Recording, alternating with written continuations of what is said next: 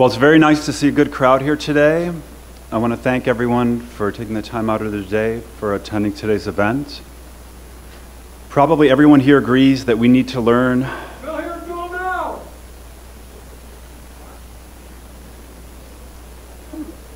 Probably everyone here today agrees that we need to learn more about the gas industry. If you're one of the folks who'd like to lease their land, or you may belong to a landowners coalition, specifically because you know that to protect yourself, you need to know all you can about the gas industry, and you need other people banding together with you to create negotiating strength, and you need good lawyers. So we all know we need to get up to speed, and that's the purpose of this meeting. We're here to learn from the experience of people who've leased their land, people who are living in the midst of gas development in their communities, so we can make more informed decisions going forward. In the interest of making this event as informative as possible, we set up some ground rules. First of all, we are aware that Chesapeake Energy sent out an email asking supporters of drilling to attend today's event. To anyone who may be here on Chesapeake's behalf, this meeting will not be used for Chesapeake's purposes. I don't watch TV, but I'm told that the airways are awash with ads promoting natural gas. I've certainly seen a lot of ads and newspapers promoting that same thing. Chesapeake, other drilling companies, and the industry trade groups can spend the money to buy all the time and space they want to get their message across.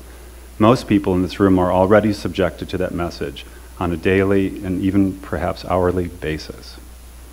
That's Chesapeake's time, the time they buy with the money they borrowed from their shareholders and taken from lessors.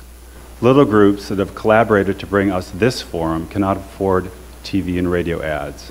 These small grassroots community groups, our neighbors, have scraped together enough money to rent this theater and put some ads in local papers.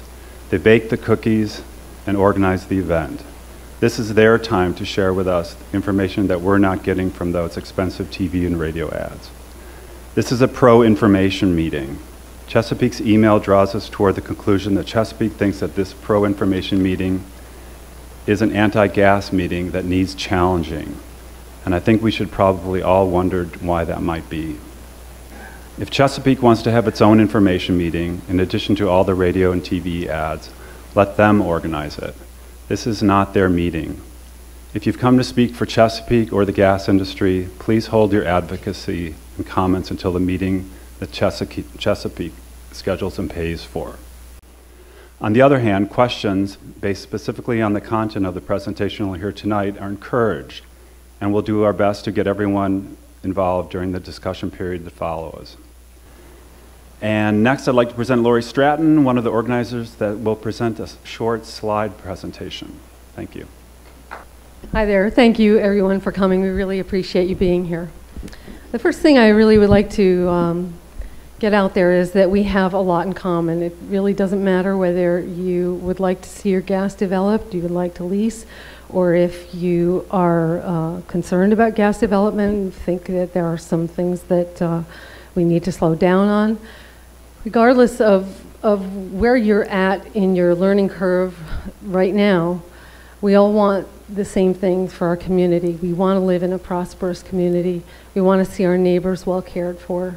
We want a responsive town government that listens to us. So we all have these interests in our communities in common, and we really need to stop falling into that trap of labeling ourselves as one thing or another. I've been researching gas for 3 years now, ever since Chesapeake sent me a lease offer for, I'm a landowner, I have 189 acres. And that lease offer was very welcome to me. I looked at it and I thought, wow, this is great. My husband's work has been kind of outsourced to other countries, and would be just wonderful to have some kind of source of easy money. So when we got that, we signed up with the Landowners Coalition, started doing some research. My research led me to decide that, yeah, I could make some money, but would I be happy with what happened to my land? And could I live with what I did to my neighbors who didn't have any land and who wouldn't be able to make any money and would just see all of the hazards and consequences that come with gas drilling. So that's, you know, I'm still on a learning curve, just like everybody else. And I think it's really a great thing if we all think of ourselves as neighbors, people who can learn from each other and people who need to talk to each other. I just have a few slides that I'd like to share with you. This will only take about 15 minutes and then we will get to the main event. What I really wanted to talk about today was an experience of a little place that you may have heard of called Mount Pleasant Township or Hickory, Pennsylvania. And what they found. This is Stephanie and Chris Hallowich and their 2 kids. They lived in Hickory, Pennsylvania, and they are ahead of us on the learning curve. This is their house, right there. That's their house. And as you can see, a whole lot of gas development came in around them. And here's another shot. You can see more of the development that has taken place around their house. They started to experience health problems from air quality and water issues. This is someone else who lives in Hickory, Pennsylvania, Jenny Smitsky, and that's her water. That's, I think, her son Daryl holding another jar of his water. This is an impoundment that went in next to June Chapel's house. That's her house right there. And then this very large impoundment that, as you can see, takes water back and forth from fracking sites. You can see those, all these lines coursing through. Those were bringing back, that's what the industry calls recycling. They were bringing back frack water from various wells and putting it in that big impoundment, and the air quality problems were making them sick. You can imagine, this was a 100-acre site that the gas company had, that they could have put that impoundment almost anywhere, but as they so often do, they put it right smack next to a house. Well, the pictures are telling. Anyway, let's move forward.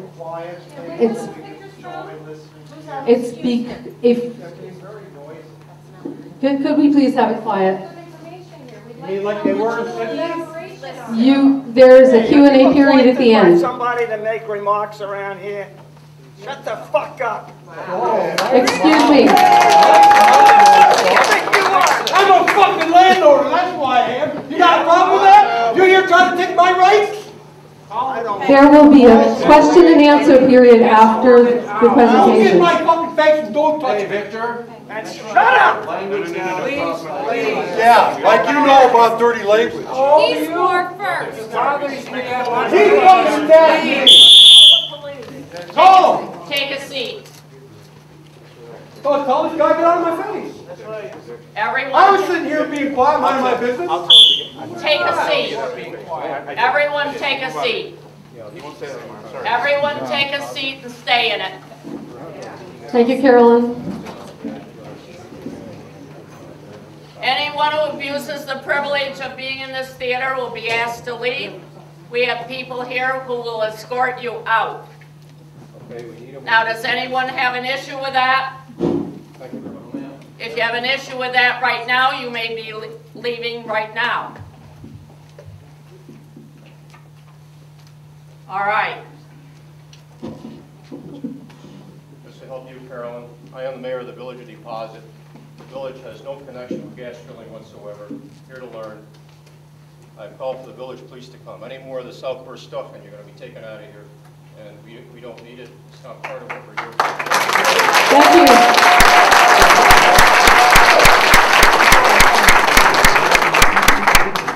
That's not what we're here. We're here to sit and listen and learn, whether you agree with it or not.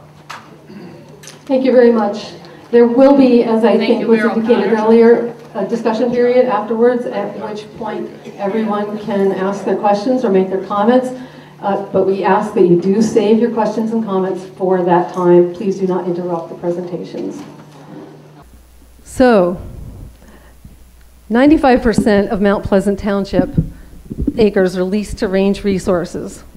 And officials were never opposed to drilling, but it was when various citizens began voicing complaints and issues, serious problems that they were having from drilling, that the officials decided that it was possibly time to do something to implement some protections. This is one of the town supervisors. His name is Larry Grimm. I don't know if he's still a town supervisor, but I just wanted to put his picture in there. That's from February '09. Because he was in a story I'm going to quote, I'm going to read some of the things that he was quoted as saying. In this Reuters story, Grimm and others in Hickory say they have already paid a high price for the development of their quiet community, from the noise of drills and compressors, heavy truck traffic, damaging local roads, and air pollution from flaring or escaping gas. They also say that Range, one of the biggest players in the Marcellus drilling, appears determined to tap the vast reserve regardless of local concerns. They have lied to us so much, Grimm told Reuters. This was almost a pristine township. They have taken the innocence off it, he said. So the township officials decided, after spending many months of research going around the country, looking at cases of other areas that have experienced drilling, they went out west, that they needed to do something about their zoning. And what we need to know just a little bit about here is the two kinds of zoning that are possible. One is conditional use, and the other is permitted use. Conditional use zoning provides for hearings. The citizens have some input, and the township can set conditions like some setbacks or special noise-reducing fence or any number of things that help to mitigate the impacts. The other option is permitted use zoning. This is the one that the gas industry likes because it is all predetermined. There's no uncertainty. General conditions apply to all. There are no hearings. The township can't impose any conditions. It's cheaper and faster, and it's very predictable for the gas companies. That's the one they want. So when Mount Pleasant crafted a draft conditional use zoning ordinance, because the officials were listening to their constituents and trying to serve their constituents' interests, they repeatedly sought Range's input because they really wanted a situation that Range could live with. They wanted drilling to go forward. They just wanted to go forward in a way that protected people as much as possible. But Range refused to provide that input, even though they were repeatedly requested. And instead, they leveraged their advantage over the town in a letter promoting their own permitted use, the kind of zoning they like, their own proposal. And I just want to read you this, I'll read you the last paragraph there. This is an example of how they leverage. The more restrictions placed on our activities, the more difficult it is for us to move forward. While we plan to continue drilling in Mount Pleasant, each additional obstacle to our progress is an added expense that could over time affect the level of our activities there. In short, if we don't drill the wells, no gas is produced. And no gas means no royalties. And no gas extraction also means that there's no more money being spread liberally around the town in the various ways that they do that. They make large donations. They make sure they take care of various interests. And it helps smooth the way for them. I think this is really important because it shows just how they feel about their ability to leverage townships financially. If you notice the way that letter is addressed, they accidentally let that one out. But this is how they internally addressed it. Mr. and Mrs. Joe Schmo, 10 Cash-Strapped Lane, Hickory, Pennsylvania. That's what they think of the citizens. We've got you over a barrel. We know we've got you, and you're gonna do what we want. Now remember, the township officials' effort was not to stop or impede gas drilling in any way. They just wanted something that would provide a measure of control for their residents, a little bit of safety. And they kept on seeking Range's input, looking for something everybody would be happy with. In March 2011, Range called a meeting, and they presented their model permitted use ordinance, the kind that gas drilling companies like. And they told the township in this meeting, if you accept, we'll write a letter to all of your residents praising you. If you decide that you really want to go forward with your conditional use ordinance, we're going to write a letter that tells the residents that the supervisors are the ones standing between lessors and the royalties. And in fact, the town manager says that Range threatened to tell residents in that same letter that would diss the supervisors how they could sue each of the supervisors. They accidentally or on purpose, nobody really knows, they sent out both letters. They sent out the nice letter, which was received by Stephanie Halowich on April 2nd. Then they sent out the mean letter too. It was supposed to be one or the other. They sent out both. This one was received on April 4th. And if you notice, none of these letters are dated because Range doesn't date anything. That's their policy. It definitely makes it harder to keep track of them. This is an excerpt from the mean letter, the one that went out because the supervisors didn't work with Range and cave to their permitted use zoning ordinance. The second paragraph says, this goes out to all the residents with all the lessers. Ultimately, we may be forced to shift activity to other more cooperative townships. Even the previous paragraph says, due to continuing difficulties with your township supervisors and their unwillingness to work with us, which just wasn't the case.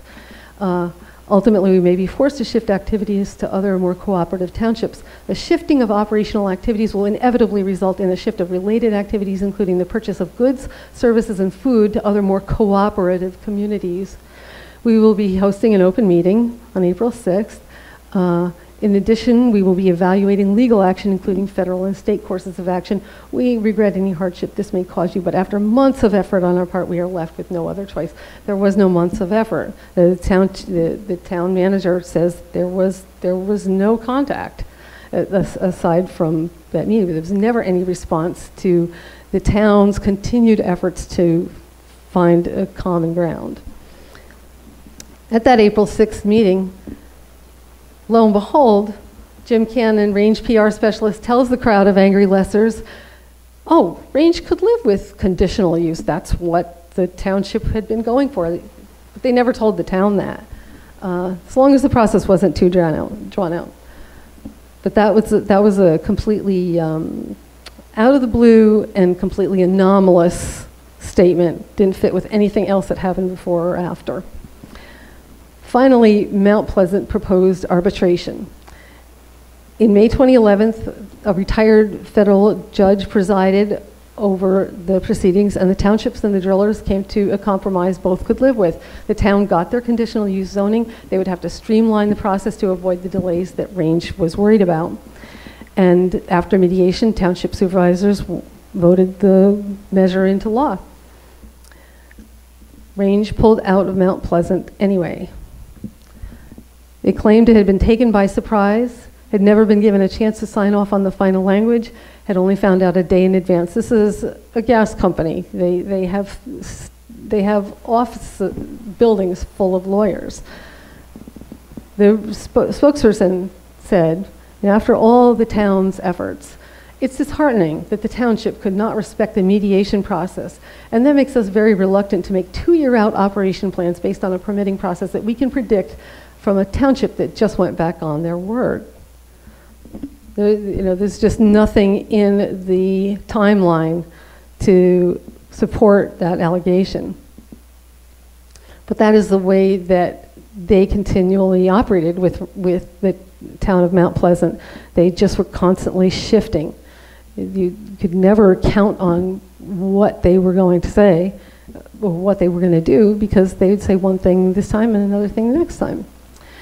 The journalist who wrote the source report from which much of this is taken concluded that Range's strategy has worked. A lot of people do blame the supervisors for what happened. I got to Mount Pleasant the day after the primary when the lone supervisor up for re-election was defeated. And so, in summary, this is the takeaway. I just want people to be able to see the way that when the gas industry comes to town, because of their power and influence, you don't have the kind of relationship with your town government, and your town government doesn't have the kind of relationship with you that existed previously.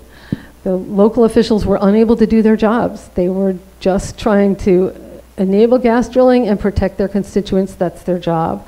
They were trying to do their jobs. They were prevented from doing so. The monetary influence of gas companies was used to pit citizens against officials, and it worked. Choices. When I was first working on this presentation, I talked to Stephanie Halowich, and I thought, from what she said, I just thought, you know what? I bet you pretty soon there's going to be a gag order there. And that's what happens. This industry doesn't really want people to talk about their experiences. So if you are in a situation like Stephanie and her family, where you can't drink your water and the air is making your kids sick, then you have to get out. And you have a legal case, so the company responds. They can, if you want to, they'll gladly fight you for years and years and years and years. Your kids will grow up being exposed to the same things that are causing the problem. Most people can't accept that. They have to take a settlement. They have to get out. And to get out, they have to agree not to speak about their situation anymore. And that's what happened. This PA family settled civil suit over gas drilling.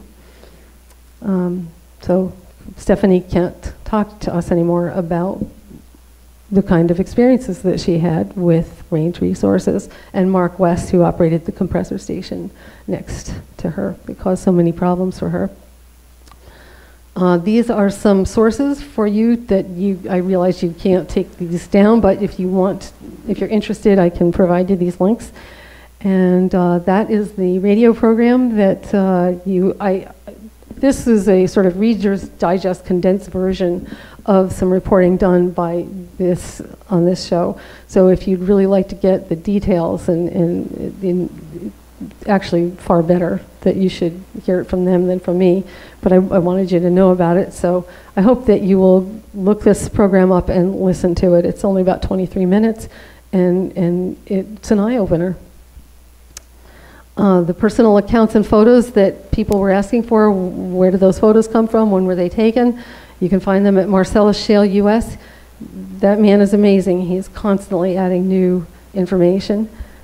And we want to finish out. We're actually going to let Range Resources have the last word. This is a compressor station that's 600 feet from where Stephanie lived. And here's the excerpt. We heard a big boom. It shook our house, Rebecca Skirpen told Hall. Range Resources denied there was any sort of explosion. Thank you very much. We're going to give our time over to our ladies.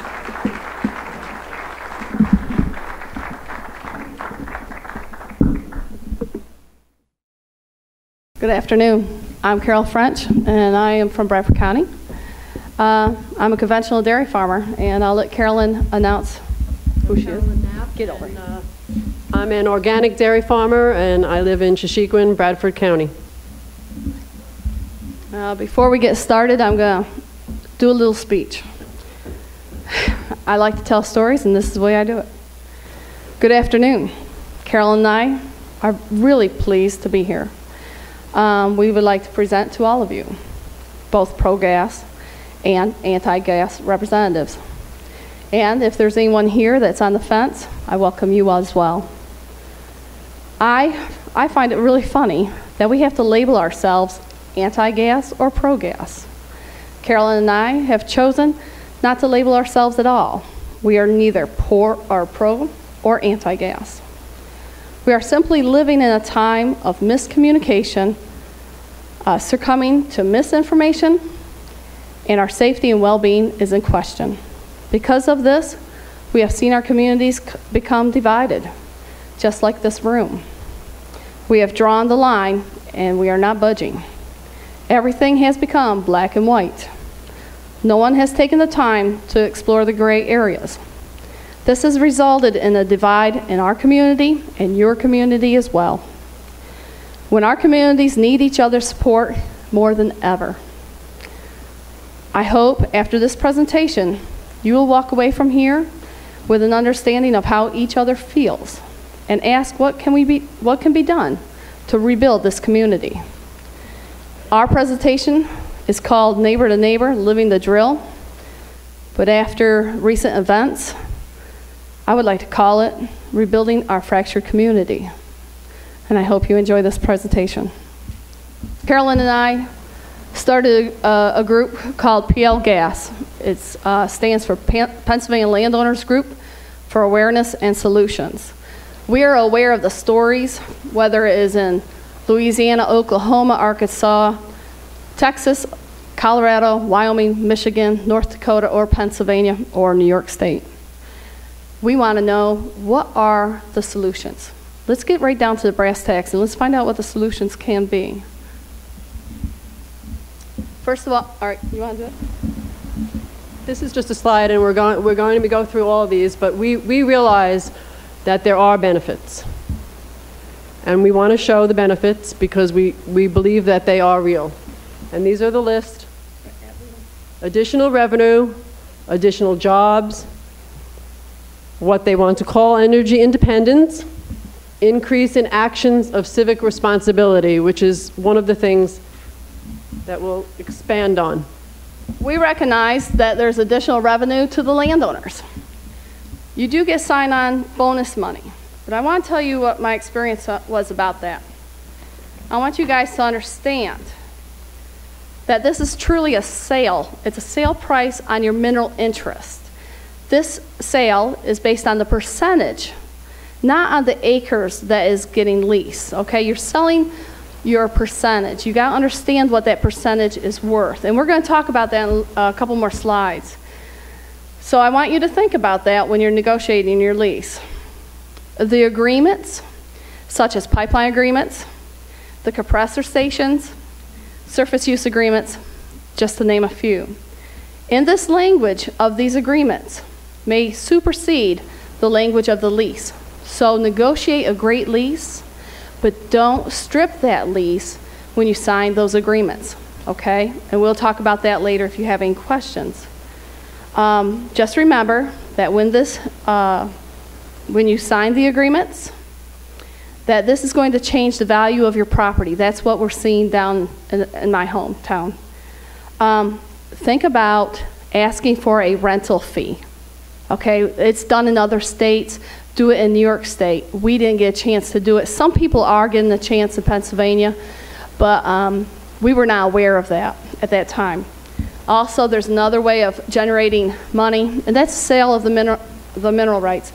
And that is, we had 12.5% mineral right left, or a royalty rate.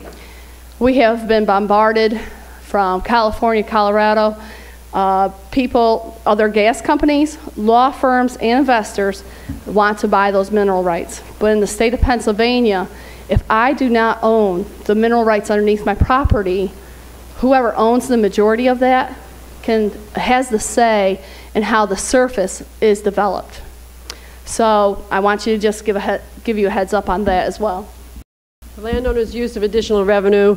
We see the revenue that they're getting from bonus, the bonus sign-on monies and from the agreements are being used to improve their homes. There is a great amount of home improvement going on. Baseline testing, which we feel is very important. If the industry is going to come in, you need to get your own baseline testing of the water, of the air, and in my case, because I'm farming, I do it for the soil as well.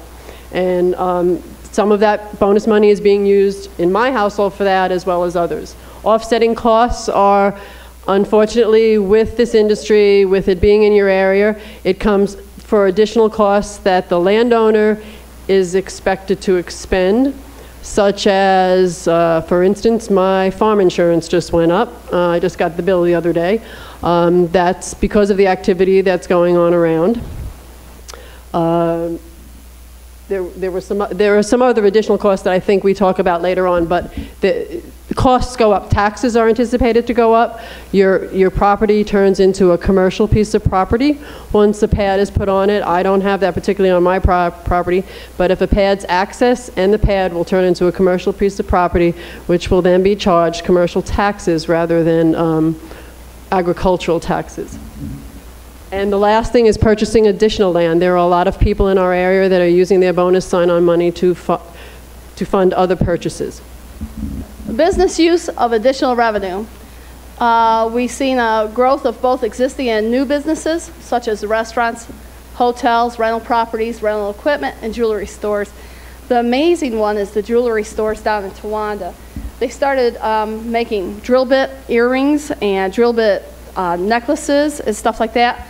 It has been very popular. That jewelry store almost went under. So that's what is going on there. The restaurants, it's kind of localized what we're watching. If there is a lot of activity in a rural area and there's only one mom and pop restaurant, they will bombard the waitresses. They'll hire on more waitresses for that area. And within about 6 months to 8 months, they pick up and leave and they go to another area. And then they have to lay off or let the waitress go. So that's what we're watching at this time. Next slide. I wanted to sample. All right, go ahead. I think it's important to note here that this is for particular businesses. There are some businesses, I have business owner friends, and their businesses aren't doing good, so it's particularly in the service area businesses, but there are other businesses that are not doing as well. She always gives me the lawyer and the politicians. Is there any lawyers or politicians here today?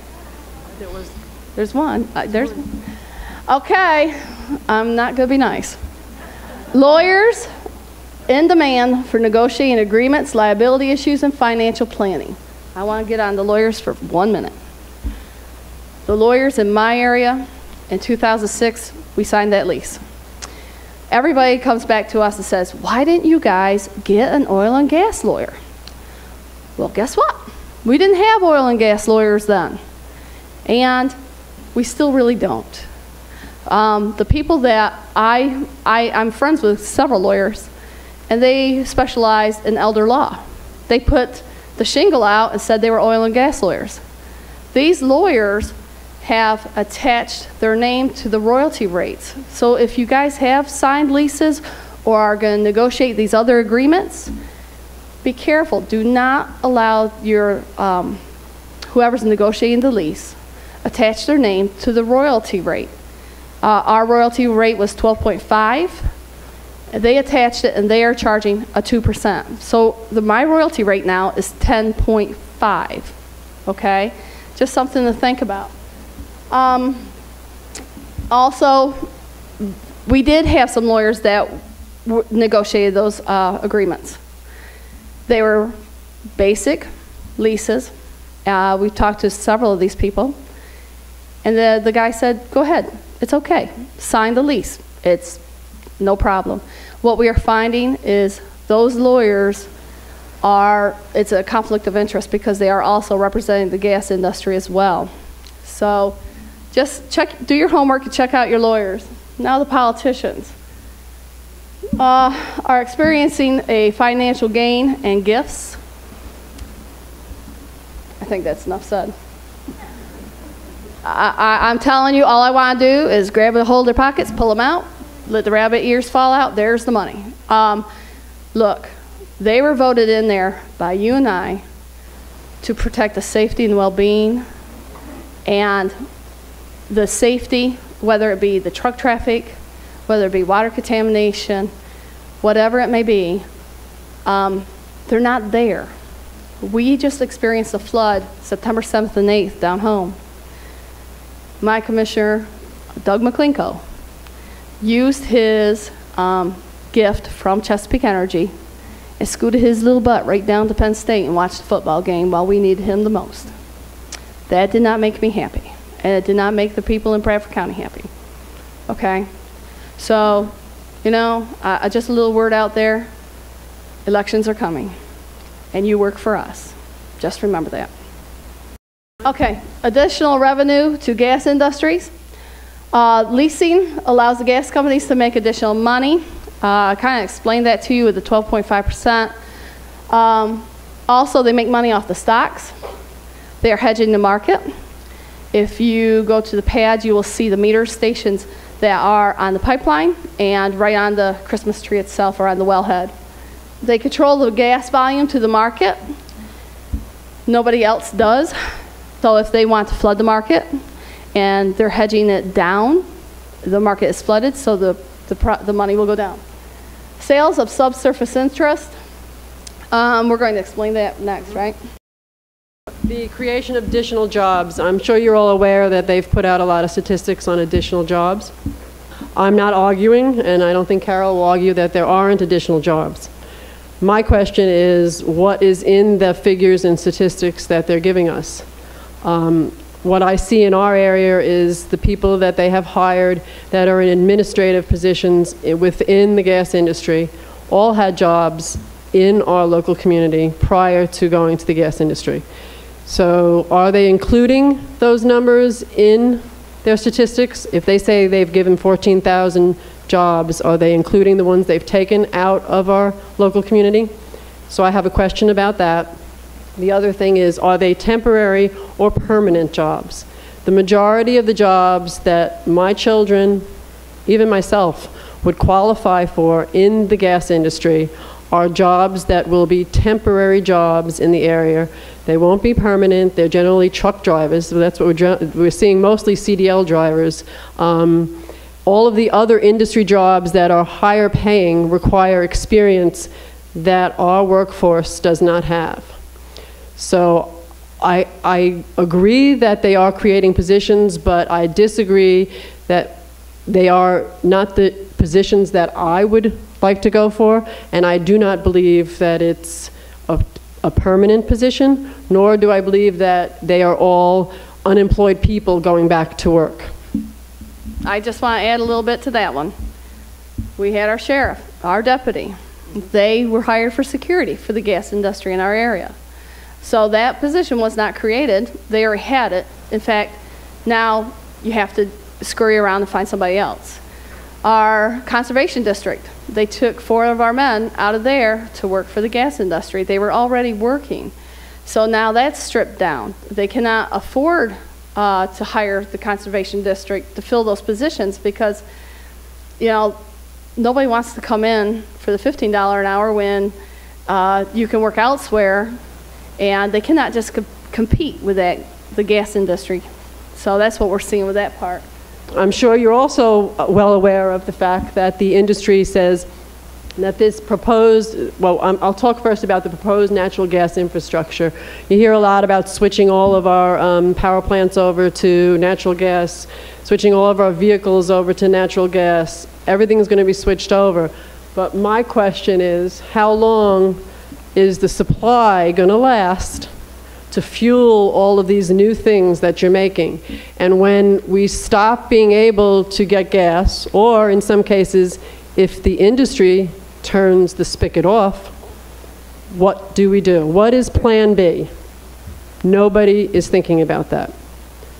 The second thing is, we are well aware, and the industry is finally admitting that they are planning on exporting this natural gas. There is no question. You can go onto Chesapeake's website. They say they'll do it. I've talked with them in conversations, and they've said they'll do it because they can make more money. They can make more money. That's the key. It's not going to be the royalty owners, because what's going to happen is they're going to sell it to as a commodity in the States, and you're not going to get the price that they're selling for it overseas. So not only are we losing that supply, but you're going to be losing royalty interests. So the energy independence idea it doesn't hold water. Civic responsibility. Thank God the gas industry did come to our area. We had a lot of sleepy landowners there, and I was one of them.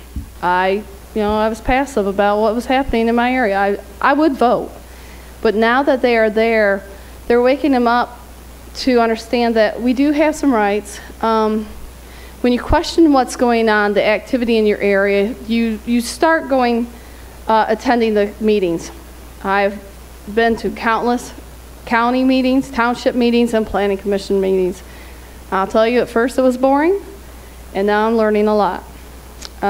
Voting, I see a lot of young kids getting out there to vote now to make their voices heard because they are tired of what is actually happening.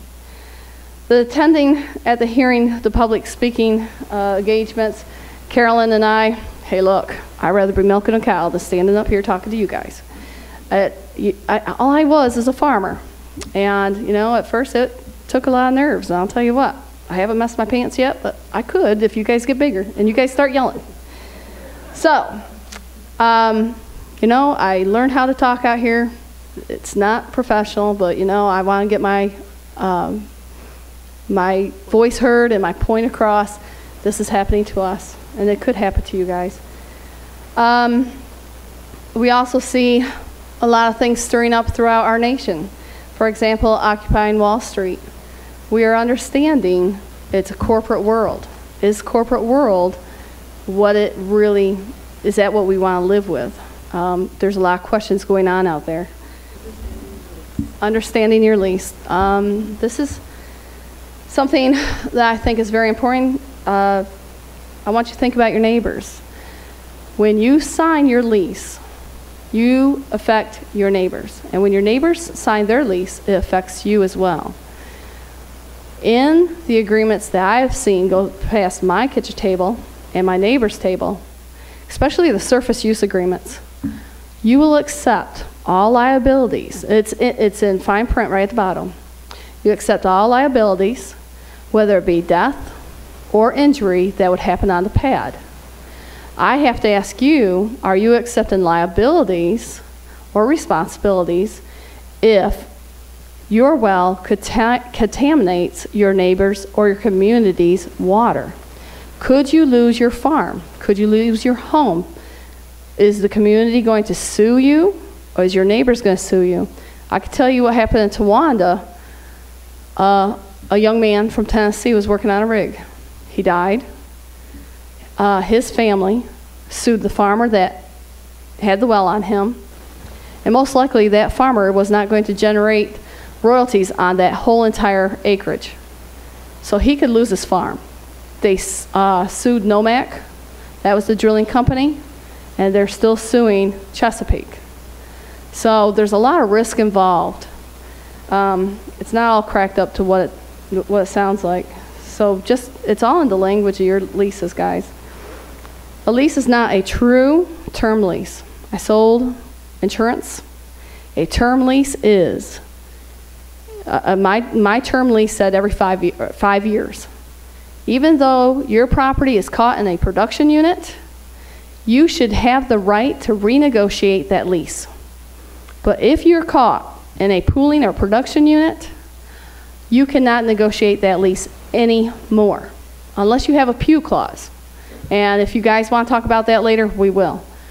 But right now, you have to look at it, it's a sale. Do not, when you negotiate leases, do not include your surface. It should only talk about the subsurface, the amount of royalties, the amount of acres, what formation, and etc. And we can talk about that if you guys want to later on too. Environmental responsibilities, well, we pretty much negotiated if they contaminated our water, that because of the cows, we needed the quality and the quantity water, and that's in question. So, and then the royalty interest, you have to... That's my baby. That is? Okay, I'm moving. This was something that I found in our courthouse. It's kind of an interesting happening. It happens to be the property that my daughter is leased in with Chief. It has been assigned 12 times. And now this is not a direct assignment where Chief gave it to someone. Chief has actually sold percentages of the interest to other people. Some of them are family trusts, some of them are in foreign countries, some of them are in the countries. So what we try to get forward to people that we talk about is to let them know that what they have below them is being resold and the industry is making money on it even before they ever drill on your property.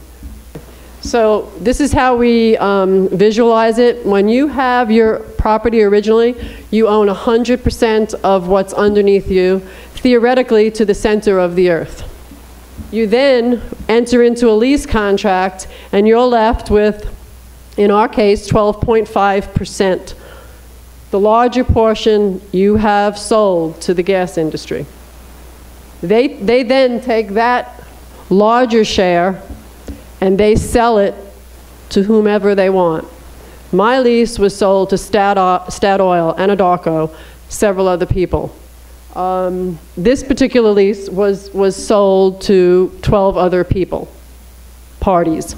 And it's not limited to gas industry, okay? Right. If you have a lot of money, there's family trust funds. If you look into that paperwork, those family trust funds were located in Texas, located in Australia, and China. So they bought interest underneath that property. Okay. And that it doesn't end there, because the portion, and you might not be able to see it, but the portion of your 12.5 is even further reduced, because in most cases you get to pay production costs. In one of my leases, I get to pay production costs twice. Sure. You don't, and when you negotiate a lease, you want to define production costs. Right now, we have brand new roads out in front of our house. That is part of my production cost. Okay, you want to understand that it is not only transportation, evaporation, compressing. It is all the other things that go along with the development of the gas.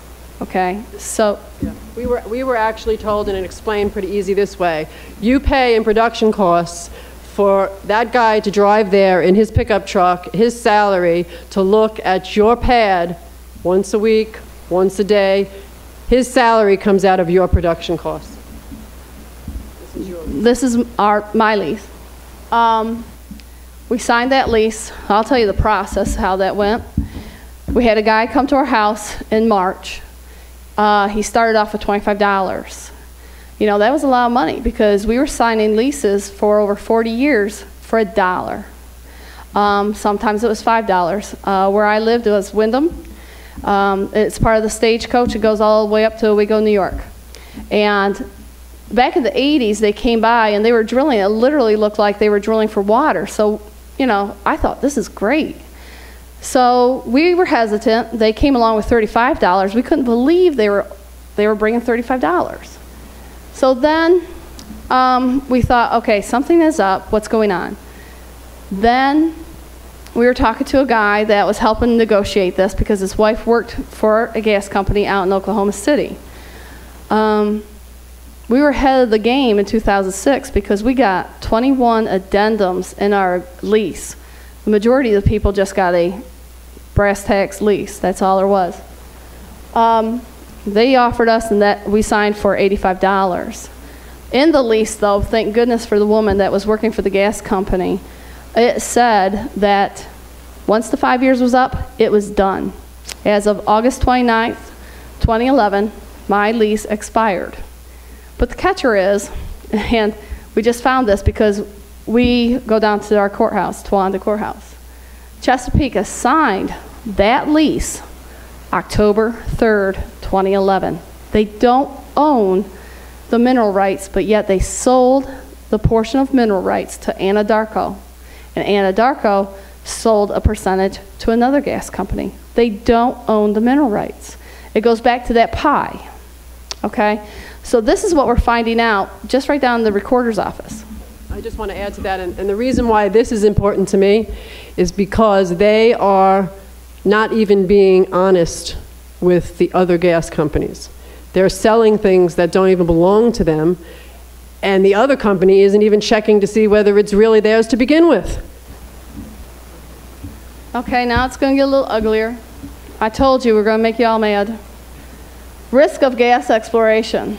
We're going to explain the risk of the business, community, the personal, and the shared risk with the gas exploration. With the businesses, particularly, I'm in the dairy business. I also have a beef herd. I'm worried about contamination of my product before it gets to market.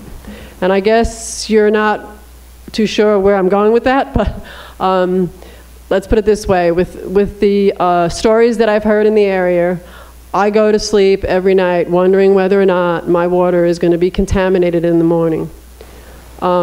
I can make sure that my children are in bed at night and they are not drinking water, but unfortunately I can't do that with my cows. They're out, and there is a good possibility that when I wake up in the morning, those cows might have already drank contaminated water. What does that mean to me? That means that I have no market, I have no stock, and my property has become devalued by 80%. I don't know about every other farmer, but my retirement is in my property. And if that happens to me overnight, it's not a good thing. So I'm worried about contamination. We have seen, we've been up in New York State, up near Seneca Falls area. You guys have wine country up there. A lot of people are talking about the decrease in tourism. Bradford County is a very beautiful place. I didn't realize how beautiful it was until I realized that it could be taken away from me. And I started really opening my eyes and looking at the hills, the rolling hills. The sale of Bradford County, it was going to be a retirement place and a place for tourism coming out of Scranton, Harrisburg, Philadelphia. We were seeing a lot of that, and bed and breakfasts were popping up. But now that's dying down. Dead zones. I am not aware of dead zones in our area, but out in Wyoming and Colorado, I have some friends out there. We go hunting out there as well. And that's what we're kind of worried about because of hunting. Because of the contamination, there's no vegetation there. The animals are not reproducing there as well. That's just something that you guys got to see. Some of our businesses are experiencing an inability to get to fill their workforce because they can't compete with the industry wages. So if you visit Towanda and you visit the Athens Sayre, it is very usual to see help wanted signs for all of the other industries that aren't related to the gas because they can't get those positions filled. The lack of the availability of parking downtown, not only is the traffic very difficult to get through in Towanda, the businesses rely on street parking a lot because we don't have the public parking, and you'll find that the majority of the spots are taken up by industry people, especially downtown Towanda, who are inside the busy courthouse researching titles. This is the example of our traffic. This is Wysocks. This is coming down into Towanda. Probably 3 years ago, you wouldn't have seen that. We usually go from Wysocks to Towanda. It takes you about 5 minutes. Now it's between an hour to 45 minutes. That's what we are seeing. It's just because of, like you see, the loggers. You have to move the trees off to get the pipeline in. You have to move the trees to get pads in. Also, the water trucks, all the heavy equipment. It's just a time-consuming thing. You know, to me, that wasn't a nuisance at first, but one time it did make me mad. So it's a little bit of a nuisance. The community risks. Crime has gone up tremendously, and we're finally getting the local police forces to acknowledge it. The newspaper, the Sayre, acknowledged it. That is something that is a reality. Our jails are full. The police reports in the paper have grown. It comes with the people that are coming in. It comes with increase in general of population, but you're also talking about a transient workforce that comes in. and it has a lot to do with the increase in crime. And the state police, I had a conversation with them the other day, and they agree the same thing. I want to talk about that. Okay. When we go to the commissioners' meetings, the Rape and Crisis Center was there. Shocked me. I mean, I wasn't aware of what was going on. She was asking for more money, for more help, because one, go back to 2009, they gave a statistic of how many rapes and abuse was going on. And then from January to July, it surpassed the whole year of 2009. That was in 2010. Then we were at the meeting in January of 2011, and that surpassed the entire year from in 2010. It just shocked me. And now it was just in the newspaper that they're asking for more money because of the flood. There's homeless people that are adding more of a concern. So, you know, this is a ripple effect is what we're seeing. The one of use of natural resources. In my area, we have a quarry. A lot of people have quarries in Susquehanna County, some in Bradford County. When they put those impoundment ponds in, this is from personal experience, they removed the shale.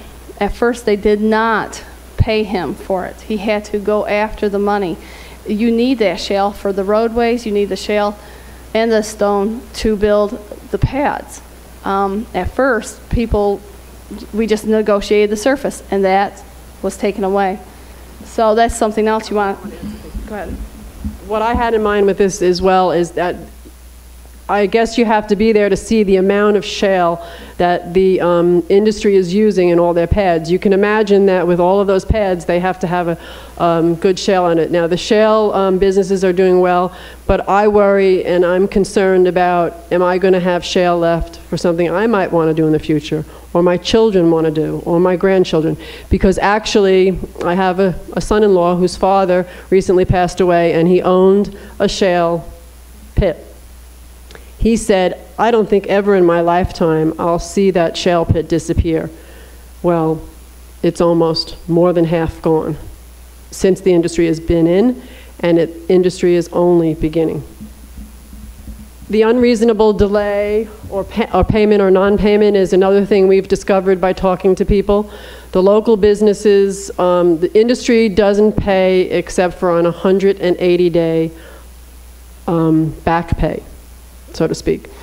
Most of our industries in the area, the small businesses, cannot operate waiting for 180 days to get paid for the business that they do. So they have a couple of choices. They don't get paid, and in some cases, the industry has taken over their businesses, saying, you can't pay me? Well, how much can I get for your business? And it's not that they don't compensate them for the business, but it's forcing them or pressuring them into doing something that they don't want to do. The increase in cost, or taxes, I think I spoke to that already. Obviously, you can imagine that the state and the locals are already trying to figure out how to tax that subsurface. In our area, what they're doing with deeds is they're separating deeds. They're separating the surface from the subsurface. They're making 2 deeds on a piece of property. Well, when 2 deeds go on a piece of property, you can rest assured that the county office is going to try to find a way to tax that. So that's going to be your additional taxes, your commercial taxes when the pad goes on. Insurance goes up. I've asked my insurance agent, if I get a pad on my property, will that pad be insured? And they've told me no, they can't insure it. So you have to rely on the fact whether or not the gas company is going to adequately insure it, which I will explain later that they even admit that they can't do that. Tremendous strain on emergency services. There's a lot of ambulance, there's a lot of accidents. There's almost generally 1 rollover or track accident every week, if not more. I have bags filled with articles that I have collected on accidents and deaths. I just had a recent 4-H leader of mine who died as a result of an impact with a gas pickup truck. The housing shortage, that came to light real very early on.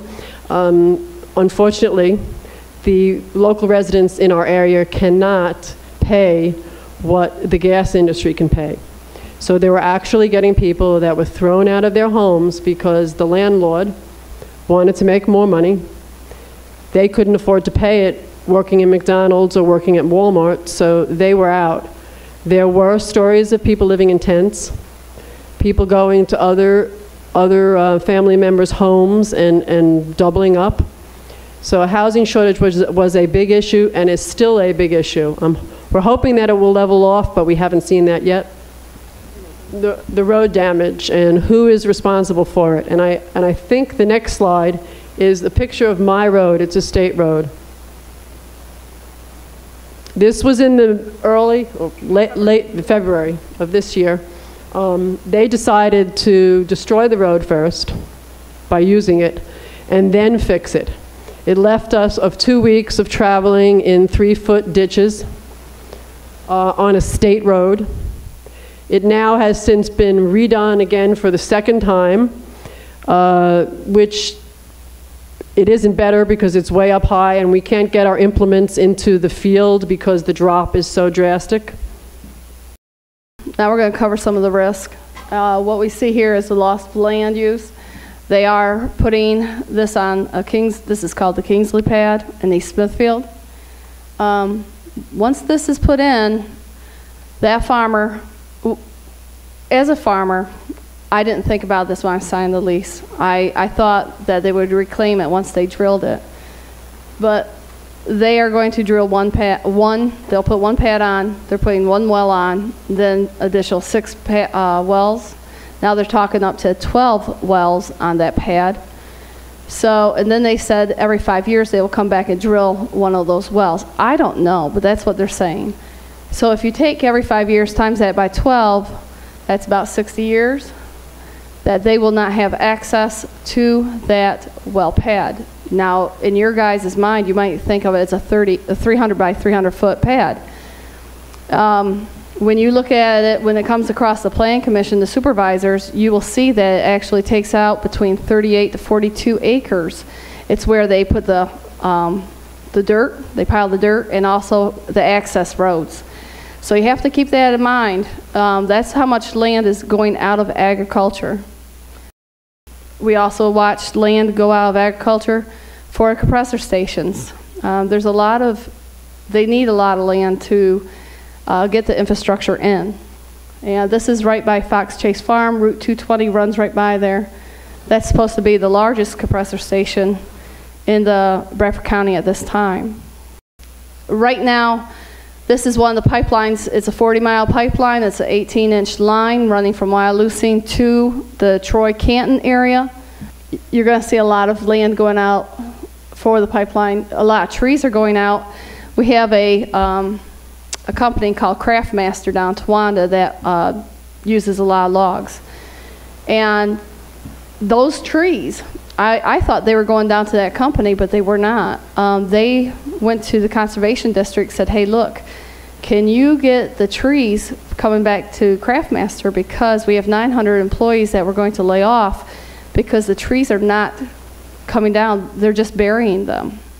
So that's another issue that we are seeing with the timber. This is kind of an important picture. This is 5 pads, 1 impoundment pond in the Leroy area. The mountain behind it is the state game lands.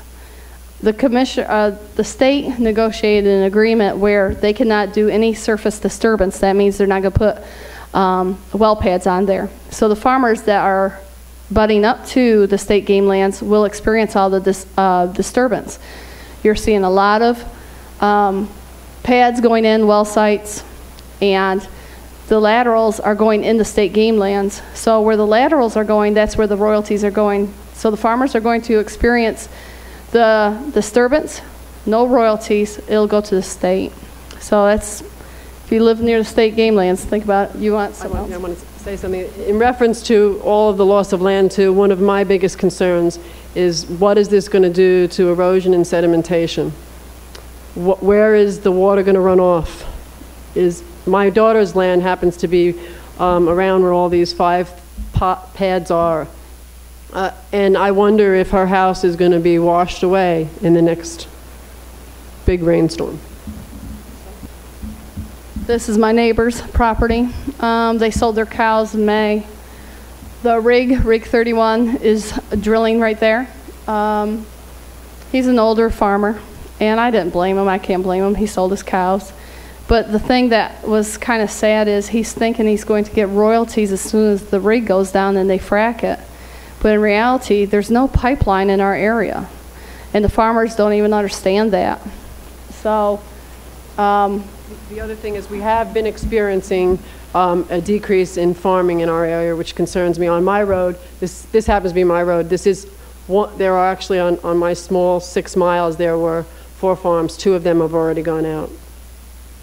But there is a definite decrease in agriculture in our area already, for one reason or another, related to the gas industry. okay, this is my baby. This is a social issue. I go down to the bars, check these guys out. Hey, they're from Texas, they got money. We see a lot of women taking off with the Texans. And did you hear why? Everything is bigger in Texas. At least I woke some of you up. Okay, community risk. This is the traffic volume. Like we said, this is the picture. It's right behind us. I could never imagine the volume of traffic. That's what is beating up the roads. I wish, we went to the commissioners and said, look, if you guys are going to run water impoundment ponds and fill them up, please, can you get them to drill on the other side? You're just pounding the crap out of these trucks or these roads. And, have the activity spread out throughout the county. And they just don't seem to get that. At least maybe the roads would last a little longer. Yeah, and I think one of the stories I want to tell with this is in my area right now, on my road, we're experiencing very high volume traffic. The township next to us, Litchfield, just authorized, 42 driveway permits, which means there's gas activity, and that's what they're going to start doing pads over there. I had very little volume of traffic on my road. Now I'm experiencing, this is a low estimate, 250 trucks a day coming past the front of my house. My husband woke up this morning saying, it's Sunday, I think maybe I can get the cows across the road so we can bring them closer to the barn. And then we saw 15 trucks come down the road. When I made our opening statement about fractured communities, everybody wants to jump on the bandwagon about the environmental issues, the economic plus and gains. Nobody talks about the social issues. There is social issues going on right here. And this is a social issue that I want to address. The sign says, Dear God, our Lord, please save our town. I love my earthly home. It was a 1 6-inch pipeline leak, 1 diesel fuel spill, 1 hydraulic fluid spill, and there's 2 broken hearts. Our home of our grandchildren. Please help. I ask in Jesus' name, Collins Road, Oakey Acres Farm, Bruce D. Kennedy. This is in East Smithfield. This is about, there's pumps, hydraulic pumps, that pump the water, the above ground water lines to help frack, okay? When they laid those pumps out, it was on an uneven area. The hydraulic fluid leaked. When they were putting and installing the above ground water line, these are really thick pipes. I couldn't believe, but the equipment scratched and it opened it up. Okay, so that came out and leaked. He lost 2 heifer calves. They sent them to Penn State. All they would say, it was stress related. That's all they said. What the 2 broken hearts are about is his wife and himself. He bought his grandfather's farm to leave to his grandchildren, and it happened on his grandfather's farm. To make it's a long story, what happened was they drug the pipes, they drug the equipment off. It was a staging area that he did not agree on. The gas company did agree to fix the roads, but the township took it in their hands and is suing Bruce for the repair. This is in our local newspapers. If you would like to do some archive digging, go ahead.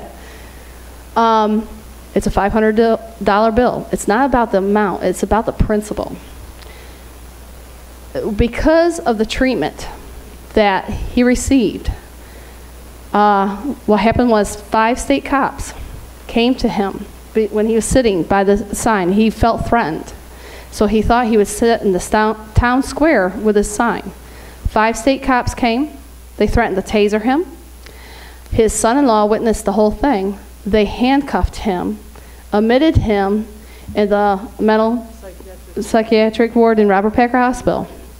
He signed himself in so he could, he signed himself in because they told him if you sign yourself in, you can get out in 5 days. 3 days. In 3 days, but he stayed there 5. They diagnosed him in 3 days as being bipolar. If you know anything about medical history or doing whatever, you cannot diagnose anybody in 3 days for being bipolar.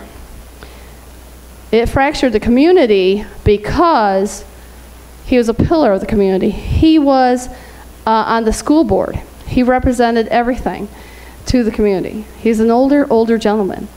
And it's divided because now the township, people are fighting with the township, drop the charges against this man. I fear that those supervisors are going to lose their job. I know those supervisors. I like those supervisors. And I like Bruce. I don't want to see the community fractured anymore. I just have one thing to add to that story, and I think it's important, is in the beginning of this whole process, Bruce was very much for the gas industry. Bruce signed an agreement, signed a pipeline agreement, but he has learned through the dealings with them that they lied to him. And he has what he calls the 3 Ds, and correct me right, it's deceit, deception, and desecration. And that's how he describes the gas industry now. Now we're going to visit the community risk, the health concerns. They all come back to the water issues, the soil issues, and the air issues. I don't know if you guys are familiar what slurry pits are, manure pits. This one is empty. It is not an active farm. But this, if you look in it really close, this is a residual waste, and they're dumping it in the slurry pit. Our conservation district was not even aware of it. During the flooding, we were worried that this was going to spill over. That was one of our concerns. So we are looking at soil contamination at that point. This is Truman Burnett's, where the wetlands are. He did not lease his property in the beginning. He had 125 acres. It is a private pond. This goes back to neighbors, what you do. And the neighbor's pad was 200 feet from his private pond. There was 200,000 gallons of frac fluid that spilled into the private pond. They did not contact Truman. Then 2 weeks later, 500 gallons of hydrochloric acid was spilled in the pond. There is a lawsuit. I did bring his lawsuit if anybody wanted to look at it. The problem is it happened in March of 2009. It spills over into a wetlands, which feeds into a tributary going down into Granville Summit, and now the residents down there are experiencing high volumes of barium in their water. A lot of people don't talk about the air contamination yet, but that's the one thing that will affect everybody. It's not selective like your water contamination. This is a temporary compressor station on the Vargason well site, and you can see the admissions coming off there.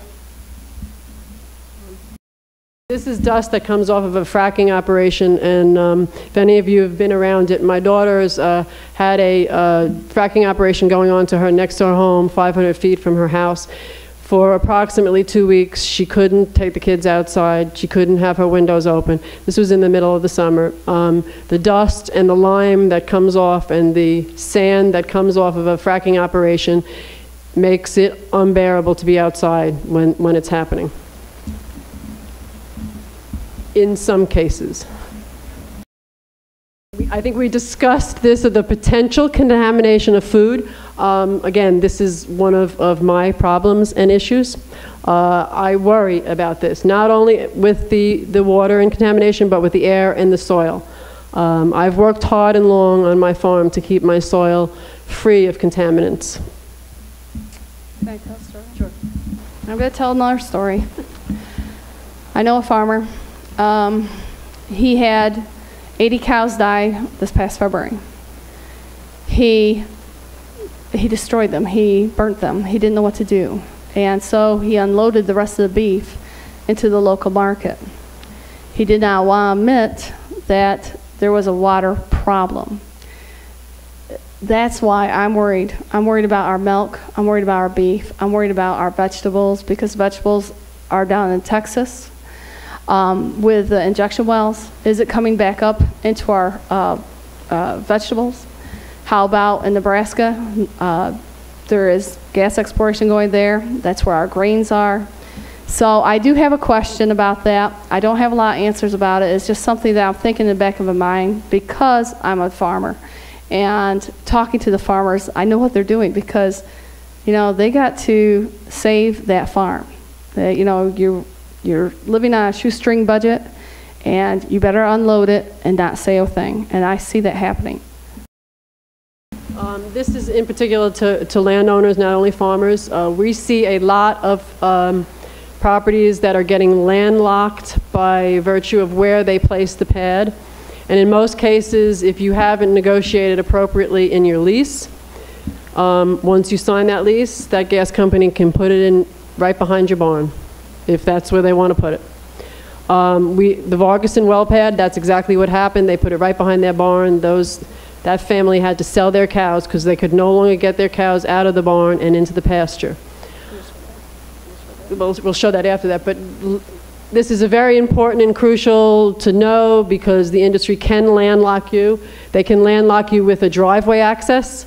They can take a driveway access way back into the woods, and then you can't get from one side of your land to the other.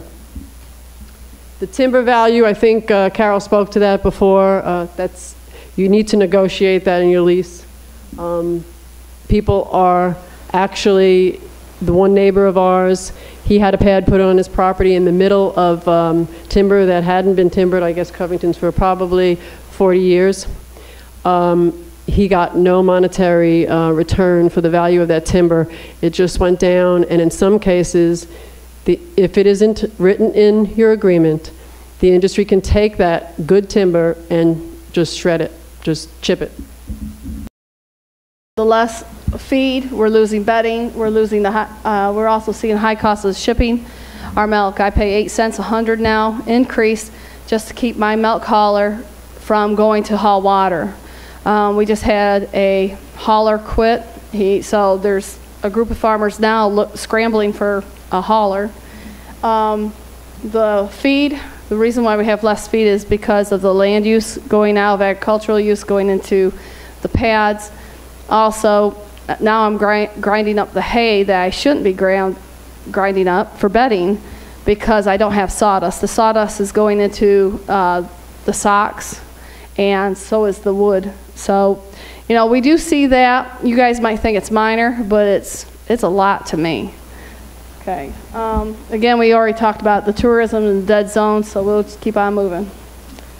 This is a personal risk. This is Michael Phillips's water. His first water well was contaminated, so they drilled him a new well, and his second water well was worse than the first one. This is water coming out of the second water well. This is my water. It has changed 6 times. I don't know what's going on with my water. All I know is I have 8 wells in a mile radius of my home. And what I did is, this is coming out of the tap, and the other one was bottled water. You know, the activity on the one well is when I see the most action. So, you know, I'm hoping that it's not contaminated. You know, I don't want to cry wolf yet. I don't know. So I'm praying that it's not contaminated. Okay, another personal risk. The contamination cost. We never thought of this. Increase in electric bills. The people on Paradise Road, their bills average about $120. Michael Phillips's went from $120 to $420. His neighbors went up to $520. You have to heat the water in the water buffalo. And electricity is also needed to move it from the system inside the house because the water buffalo is generally kept either in your garage or outside. The filtration systems. If you have a number of carbon filters on that filtration system, it could average $500 a month. That is the cost to the landowner. Water testing expenses. Chesapeake does test for DEP, but you also have to have independent water testing done. The independent water testers that we have experienced are between $800 to $1,000. Medical bills. The people we have talked to ended up with rashes. Some have had some other issues. Some have had major surgeries. And so that also is calculated in. The biggest thing that I realize is the loss of property value. After your water is contaminated, you admit that. Your lawyer will have you appraise your property. The Phillips's house was worth $395,000. It's appraised at $39,000. Their neighbor's property is appraised at $8,000. The Vargason home is, they just said that they lost 80% of the property value. This is some of the unexpected property encumbrances, and this is one of my issues about the lying and deceiving that the industry is doing and the things that they're doing behind our back. The first one is the mechanics lien, and Carol's going to speak to that. Okay, when we started digging down to the Towanda courthouse, my neighbor, the reason why we did it is our neighbors were receiving mechanics liens in the, their mailbox, and they said, what's this? So what it is when you sign a lease, you become a prudent partner with the gas company. You become partners. So if your partner decides not to pay, and it's usually the driller, it's a directional drilling, it's Compass Directional Drilling is what is issuing this mechanics lien, and there's another one called downhole directional drilling. And some of these are between $90,000 to $269,000 mechanic liens. If the partner, your prudent partner, the gas company, that chooses not to pay that lien, it's charged against the landowner, the one that has the well awning. In the state of Pennsylvania, if you have a mechanic, that mechanic's lien has to be satisfied within 2 years. If it is not, it goes bankrupt. Come to find out, I did a little more digging. Compass Directional Drilling is a subsidiary company with Chesapeake. So what holds the value of your property is your royalty interest. So whoever holds that mechanics lien is going after your remaining royalty interest. The next one that we uncovered in the courthouse was subordination, non-disturbance, and attornment agreements. Now these were agreements that when I worked for New York Life, the large commercial lenders would require upon the people they were lending the money to these agreements to ensure their debt. So I'll give you an idea. A subordination, non-disturbance, and attorment agreement addresses the priority of the rights of the tenants and the lenders. It is insurance that if a property owner defaults on their mortgage, that the gas industry will not be affected. They will not be asked to cease operations. They're worried about business. The banks are lending them large amounts of money, are probably requiring these agreements as a condition to lending. And the reason why this comes before the next one is because that's the next document we uncovered, which was an open-end mortgage on approximately, I would say, over 1,000 pieces of property in our area that the industry put a $5 billion open-end mortgage on their property. Now, bear in mind, it is only for the subsurface royalty interests. It is for the pipelines. It's for their pads. But there are very few banks that will give me an answer as to whether or not all of these things that we've just said, mechanics liens, subordination agreements, open-end mortgages, are going to cloud the title of people's property to make them unable to sell it if they so desire. The next personal risk is there's no guarantee that all your land will create royalties. We've had several people that we know that have 6, sometimes less than an acre in a production unit. We know one gentleman who has almost 1,000 acres, and he is generating $1.20 a year. He has less than an acre in a unit. In Pennsylvania, and I'm not up on New York State law, we have no regulation over production units. The industry can put them anywhere they want to. You could be blessed with the well pad and get less. They would have to give you the well pad, so let's give them 15 acres. Maybe. No, in Vargasons they only gave 6. 6 of that, they had the well pad, so they only got, I think from that production unit, $400 a month. And they had the pad on their property. So there's no guarantee that all your land will be in a production unit. And the other interesting feature in our state is the industry can change a production unit whenever they want to. The Vargason unit was changed 22 times. They can take you in and out of units at their will. Production costs, who verifies the deductions? We've done a lot of research from operator to operator, and there is a big variance in how much each of them get from one to the other. We found that Talisman pays the best. Chesapeake is on the bottom of the list right now. And I think Carol has some figures on that. We tried to do a comparison apples to apples. We took a Talisman well site. The only difference was the Talisman production unit was a 700 unit, and the Chesapeake unit was a 128 acre unit. The same amount of land was in it. It was 8 acres in both of them. The PSIs were the same, the whole deal. We asked the landowner to show us their royalty check, and Talisman was paying for the 8 acres in the unit $4,000 a month. In the Chesapeake unit, it was $400 a month. It is about the production cost as well. So be careful when you're lining yourself up with who you're going to sign the leases with. You know, the gas companies, you know, people complain about Talisman, and some people complain about Chesapeake. Some people love Chesapeake, some people love Talisman. So, you know, I wish you the best on that one. Yeah, that is the well site. And right below that, the corner, that's where the barn was. That's the pasture. They drilled behind the pasture, so they had to sell their cows. And then, this is back in 2008, so we still had the clean and green issue, and I'm not going to explain it, just that the money, cow money had to pay back this rollback tax that we have in Pennsylvania. The problem was they saw the disturbance. That was also a fracking farm afterwards. They used that as a staging unit to frack other wells around the area. So they experienced all the traffic. That road runs between their house and their barn.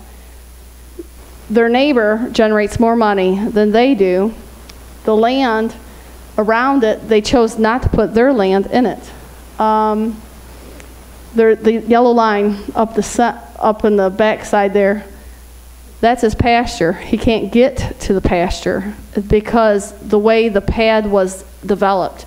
Let's take, this is my 100 acres. They normally, what we're seeing is they're putting the pad right here. And you're losing 15 to 20 acres back here. So you might want to discuss that in your leasing when you're doing that, that you have the right to distinguish how that pad is going to be put in and where it's going to be put in. So that's one of the problems we've seen. Politicians again. Here we go. The monies received from the gas industry has influenced the decisions made by them. Again, I think Lori demonstrated that very well. They are threatened.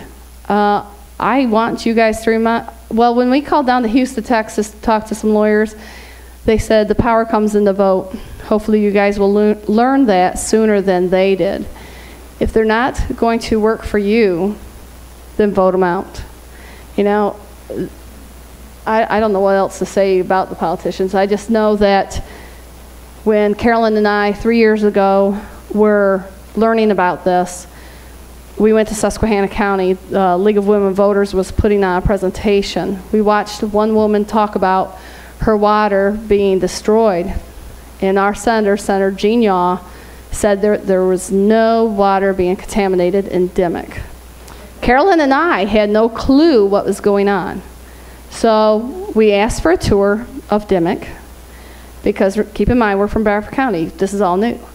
So then we asked Senator Yaw to please come with us, because we wanted to go and see through his eyes what he was seeing. We didn't know. We wanted to know exactly what was going on. This conversation went on for a month, month and a half, and then he said absolutely not. The lady that we were working with, that was working with Senator Yaw, was Stacy Bellows. Now Stacy Bellows works for Chesapeake. So since then, we have found out what's going on in Dimock, but it speaks for itself. And now Carolyn is going to talk about DEP. Another thing we've come to realize is our agencies are not working for us. The DEP is not working for the people, even though we're funding them. They're closely working with the industry. And I wonder, and this is a question that I'm not going to answer, why we continue to allow this and what we can do to change this. But I do have some documentation on this, because I do like to validate everything with a little documentation. This happens to be a letter from the DEP to the Phillips. On 7/13/2010, they complained that their water was suspected to be contaminated. The DEP collected samples on the 15th and the 21st, which was pretty good. This letter did not respond back to them until October the 1st. So do the math, figure how long that family had to wait before they found out whether their water was contaminated or not, before the industry decided to give them water or not. What happened in the interim was they had a new well drilled, and I think Carol spoke to that. But I have some terminology on their letter that I'd like to read that's kind of important. This one says, the department investigation indicates that gas well drilling has impacted your home water supply. Okay? Then it says the department is continuing to work with Chesapeake in order to resolve this matter. In our understanding that Chesapeake has already replaced your water supply by drilling a new water well, the one that was contaminated more than the original one. Once this well is fully developed, we will schedule to sample this water to ensure compliance with our regulations. So I ask of the people in here, would this be acceptable to you if it was your water that was contaminated? I certainly would not live in a house for a month and a half with my children and my family to get a decision from the DEP. We were at Mike's and Jonna's house yesterday. The water truck, just for the tractor trailer to come up there, is $217. And then they received a bill because Chesapeake did not pay it. A water bill from July to the 1st of October. That water bill is $7,400. Yesterday, the truck hauler, which also hauls milk, told them that they will not deliver the water every other day anymore. They're going to deliver every 4 days because Cabot has set a precedence. Chesapeake will follow. I've been doing a little research of the annual reports, and I'll have to tell you that at one time, and it happened to be in 2009 because I was lucky, I was a Chesapeake shareholder, so I did get a Chesapeake shareholder report because I believed in America's future.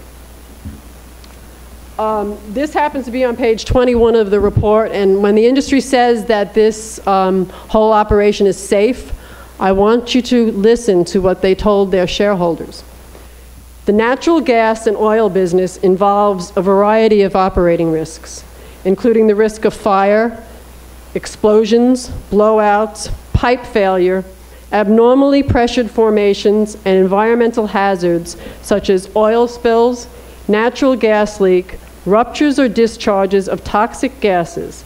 If any of these should occur, Chesapeake could suffer substantial losses due to the injury of or loss of life, severe damage to or destruction of property, natural resources, and equipment, pollution or other environmental damage, cleanup responsibilities, regulatory investigation, and penalties, and suspension of operations, which is last. This is another one that really got to my heart. Our horizontal and deep drilling activities, which is what we're experiencing now, involve greater risk of mechanical problems than vertical and shallow drilling operations. Okay? Next page. Chesapeake maintains a $50 million control of well policy that ensures against certain sudden and accidental risks associated with drilling, completing, and operating of our wells. There is no assurance that this insurance will be adequate to cover all losses or exposure to liability. Chesapeake also carries a comprehensive general liability umbrella policy. This is in relation to the workman's compensation. While we believe these policies are customary in the industry, they do not provide complete coverage against all operating risks. This is the very same company that came into my living room and told me it was safe. They told their shareholders something different. And the interesting thing about this is I researched the 2010 annual report. This all came out. What happened between 2009 and 2010 that made this operation safer? I don't think anything. What I think, and what my belief is that they started moving closer to the East Coast, closer to the people that invest and that might have, like me, shareholders, shares in Chesapeake, and land, so they could no longer say those things. That's my take. All right. The solutions that we suggest is that we require the residents to set a pace, not the gas company. What we mean by that is they came in and they threatened us whether to sign an agreement, sign a lease. For example, the older folks, if you don't sign a lease, we're going to take you to jail, we're going to sue you, etc. That's what happened.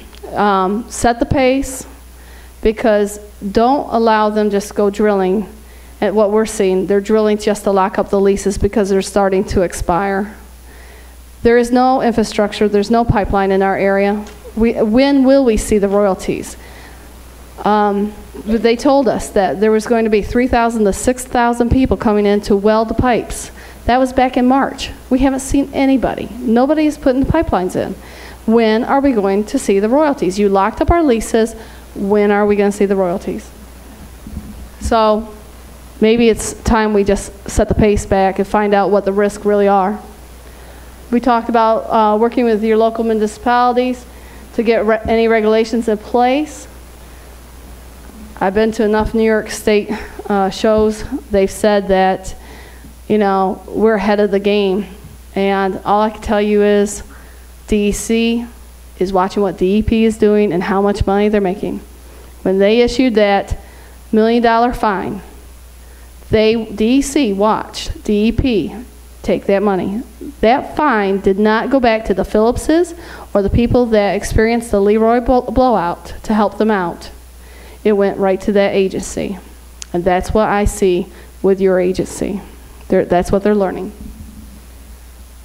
Learn the laws that are governing the oil and gas. Make sure that they are adequate before they are allowed to start. I realize that New York State has different laws than Pennsylvania, and I'm not going to be a genius on it. I don't know how your laws are working for you. So I just know our laws are not working for us right now. So I wish you the best. And I think with that, you also need to make sure the laws you have are being enforced. And one of the things that we found written into the Pennsylvania law was that the DEP can require all sorts of logs from the industry. They're required to give them drilling logs, mud logs, compositional logs, but the DEP is not requiring that. But within the law it is. So you have to make sure that your agencies are getting the information that they need so that if there is a problem, you'll have that information. I think these all speak for themselves. I think the last is never feel pressured or rushed into signing any agreement. And I don't know how many times, I know I heard, I don't know whether it was a laugh or a snicker, I don't know, but when we talk about them bullying, they bully. And if you don't believe that, you've never been in a room with them. I've recently, I guess within the past year, I've been bullied about 3 times by them. My husband's at least twice, and all of them were for agreements. They come to you, first they ask you nicely, and they come and they never announce their arrival. They catch you off guard. I'm speaking of the landmen. And they approach you as if they've known you for your whole life. Then they ask you to sign it. And when you say you want time to think about it, they say, well, ma'am, this is the deal for today, it won't hold tomorrow. Don't ever feel pressured to sign. And I will tell you, they've also threatened lawsuits on us. You can't not sign this. They've told us that we have eminent domain in Pennsylvania when we don't have eminent domain. And there are lots of people who have been prey to this and have signed because they feel if they don't sign, they have no choice. And working with your neighbors and community, that's what we're here today for, guys. I think Lori spoke to updating the zoning. Unfortunately, in our township, the township that we live in, we don't have zoning. So it's going to probably take us 2 to 3 years to get zoning in. I was one of the people 10 years ago that said, I don't want zoning because I don't want anybody telling me to do what on my property. Now I'm sorry. Set up support centers. I can't tell you how important that is to have a safe place for people to come and talk. We've run into so many people who won't come forward and say their water is contaminated because of the things that are happening with the DEP, because of the things that are happening in the media, and because they have no choice. And learn what's going on in other states. We do that all the time. This is one of the ways in which the industry is selling the play, and it's patriotism. They tell you that it's your patriotic duty to sign that lease. That it's going to allow the United States to be energy independent. That was one of the reasons why I fell for it, and I believe them. But I've since learned, like I said before, and we have proof and documentation from the industry that they are going to sell it to China. This is, again, JFK's inaugural address was used, and the latest one being used by Penn State is military sacrifice. That the fact that if we use this oil here, we won't have to send our troops overseas anymore. They are also using sacrificial lamb, that we in the northeast region of Pennsylvania have to be the sacrificial lamb for the rest of the world. And this has a certain appeal to the religious community. And this is Aubrey McClendon's latest play. He's calling the Marcellus Shale play a magnificent American treasure.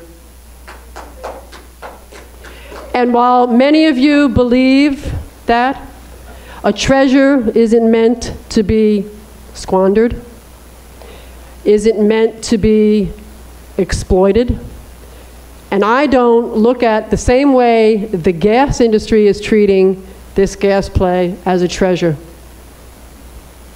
And these are our community solutions. It all comes back to the community working together. I'm not here to tell anybody what to do with their property. And I would like you to read the definition of a community, which is a body of people having common rights, privileges, or interests, living in the same place under the same laws and regulations. That's the end. Thank you.